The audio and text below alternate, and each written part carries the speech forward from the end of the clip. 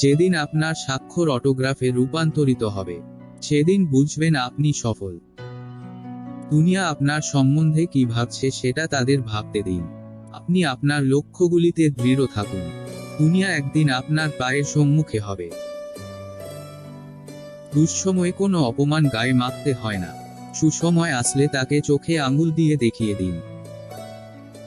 এই জীবনটা কেঁদে ভাসিয়ে দেওয়ার চাইতে হেসে উড়িয়ে দেওয়া অনেক ভালো। ঈশ্বর তার নিজের মতো করে তোমাকে একটি চেহারা দিয়েছেন, কিন্তু নিজের স্বার্থের জন্য তুমি সেটাকে পরিবর্তন করে নেওয়ার চেষ্টা করো।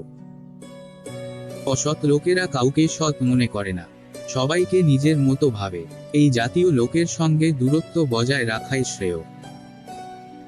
পৃথিবীতে আসার সময় প্রতিটি মানুষই একটি করে আলাদিনের প্রদীপ নিয়ে আসে, কিন্তু খুব কম মানুষই সেই প্রদীপ থেকে ঘুমন্ত দৈত্যকে জাগাতে পারে। যখন তোমার পকেট ভর্তি টাকা থাকবে, তখন শুধুমাত্র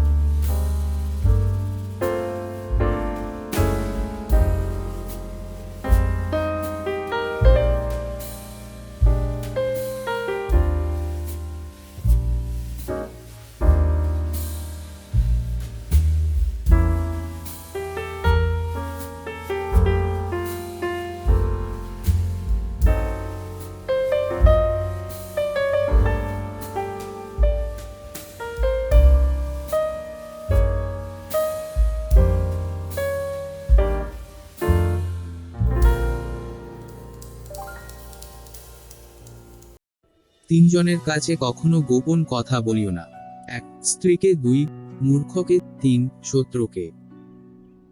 পৃথিবী বদলানোর চিন্তা সবাই করে, কিন্তু নিজেকে বদলানোর চিন্তা কেউ করে না। বাবার টাকায় অহংকার করে মজা নেই। মজা তো তখনই আসবে যখন টাকাটা তোমার হবে, আর অহংকার তোমার বাবার হবে।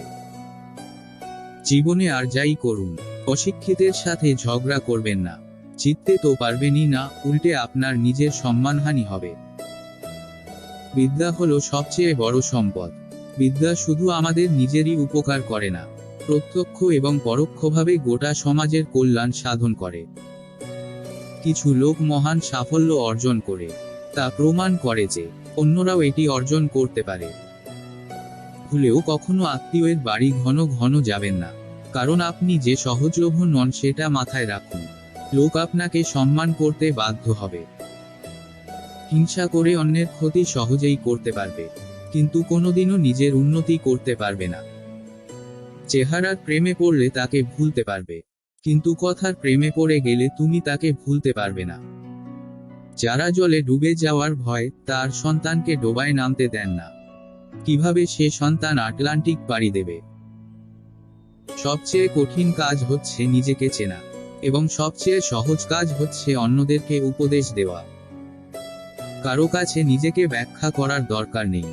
যারা তোমাকে ভালোবাসে তাদের এটার প্রয়োজন হবে না, আর যারা তোমাকে ঘৃণা করে তারা এগুলো বিশ্বাস করবে না।